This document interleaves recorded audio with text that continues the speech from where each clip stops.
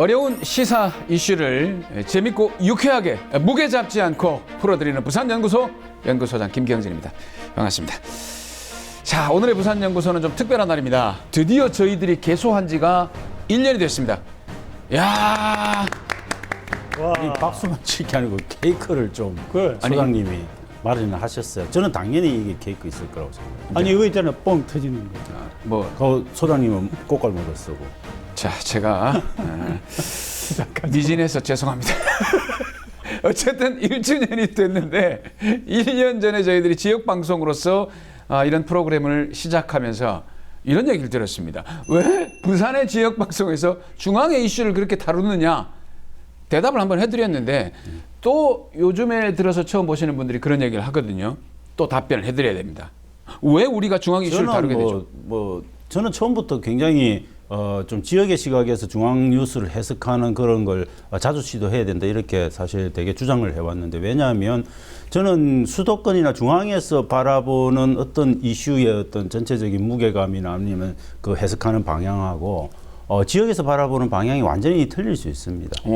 그래서 저는 그 완전 시각의 차이가 있기 때문에 지역에서 중앙 이슈를 보려는 어떤 시도들을 좀 많이 할 필요가 있다. 그래서 동일한 어떤 그런 현상이더라도 그 현상을 바라보는 어떤 시각이 다르면 완전히 다르게 느껴질 수 있고. 그렇죠. 그래서 적어도 저는 중앙 이슈 같은 것들도 기자들이 취재를 할 때도 저는 중앙 관점에서 전문가들이 시각하고 지역 관점에서 전문가들 시각이 조금 저는 균형 있게 좀 반영될 필요도 있다. 그런 관점에서 저는 지역 방송이 적극적으로 나서서 그런 지역 입장에서의 어떤 중앙 이슈를 바라보는 노력들을 저는 할 필요가 있다 그렇게 봅니다.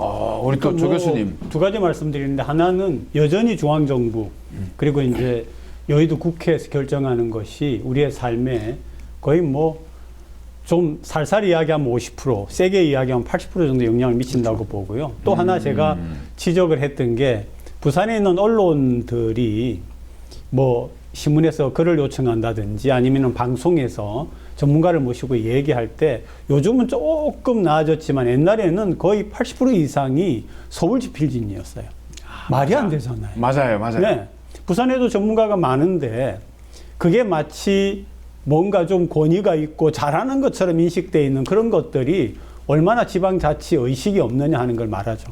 저는 이제 예를 들어서 원전 이슈 같은 것들, 서울에 있는 사람들이 원전이 자기들 근처에 없으니까 원전 이슈에 대해서 어떤 생각을 갖겠습니까? 대단히 안전하다 이런 생각만 갖고 아마 그 이슈를 다룰 거고요. 근데 지역민, 여기 특히 이제 부산에 살거나 아니면 불경에 사는 사람들은 그거는 자기 목숨과 관련된 대단히 진짜 큰 문제죠. 그러니까 그러네요. 당연히 그 원전 문제, 원전 이슈를 바라보는 시각이 완전히 다를 수밖에 없는 거죠. 그런데도 다르지 않은 거는 중앙 언론에 조금은 친밀하기 때문이 아닌가. 우리가 부산의 전문가들이 계속 이야기를 하거든요. 너무 위험하다. 지금 이제 건식 저장소까지 설치를 하기로 결정이 됐는데 말이 안 되는 건데, 중앙 언론에서는 다루지도 않을 뿐만 아니라 뭐 현재는 원전이 안전하다고 계속 이야기를 하니까 그런 게 문제죠. 그렇죠. 중앙에서 바라보는 시각과 지역에서 바라보는 시각은 똑같은 이슈를 할지라도 다른 방식으로 볼 수 있다는 거 저희 프로그램이 보여드리겠습니다. 뭐 저는 개인적으로 이렇게 생각합니다. 사실은 이제 중앙 이슈를 하면서 여러분들의 눈을 끌어모아놔야 지역 이슈 한두 개를 여러분들이 들으실 수가 있습니다. 왜냐하면 지역 이슈만 다루면 잘 안 보시더라고요. 여러분 책임입니다. 아니, 소장님. 뭐 하시는 거예요, 지금? 내년 2주년 때도 이 자리에 계셔야 될 텐데. 죄송합니다. 뭐 하시는 거예요? 급히 취소하겠습니다. 자, 오늘도 이제 웃으면서 시작을 해봤는데, 말씀드린 대로 중앙 이슈부터 한번 열어보도록 하겠습니다. 자, 첫 번째 중앙 이슈, 일단은 대통령 긍정평가, 부정평가, 지지율에 대해서 한번 얘기를 해보겠습니다. 일단은 최근에 여론조사 나온 리얼미터 기준으로 보면 일단 긍정평가는 40% 살짝 넘어갔습니다. 네. 그리고 이제 부정평가에는 크게 차이가 별로 없습니다. 50% 후반적으로 끊임없이 이제 유지를 하고 있는데, 지지율이라든지 긍정평가, 부정평가에 어떤 의미가 있을까요? 저는 지금 현재 전당대회를 위한 당대표 선거라든지 최고위원 선거가 지금 선거운동이 진행되고 있는 이 이벤트 효과를 충분히 감안한다면은 저는 당연히 이제 그 여당의 국민적인 관심이 쏠릴 수밖에 없는 거고, 그러면은 그런 관심은 특히 이제 국민의힘 지지층이나 아니면 보수층을 중심으로 형성될 거기 때문에 저는 당연히 조금 보수층 중심의 가표집이 일어나서 생긴 문제일 수도 있다. 그리고 상대적으로 이제 또 뭐 이재명 대표에 대한 구속영장 청구라든지 이런 것들을 통해서 민주당 안에서는 어떤 일정한 역동성이 보이지 않는 면들이 있는 거죠. 그런 것들이 국민의힘 여당과 이제 좀 비교가 되면서 저는 이런 현상이 일어나고 있는 거다. 그리고 윤 대통령이 지금 지난 한 주간은 사실 큰 실수를 안 저지른 거죠. 아, 그래요? 대단히 조용하게 정중동하고 있는 분위기가 지속되고 있는 거죠. 예컨대 당무 개입을 세게 지난주에 들어간 건 없기 때문에 그런 것들도 저는 조금은 긍정에 대한 반응을 좀 더 상승시키는데 기여를 했을 가능성이 있다, 그렇게 봅니다. 우리 조 교수님은 어떻습니까? 뭐 그냥 우리 국민들 모두가 막 바라시는데 어차피 5년의 임기를 가야 되니까 그렇죠. 학습을 좀 빨리 하고 있으시면 좋겠다.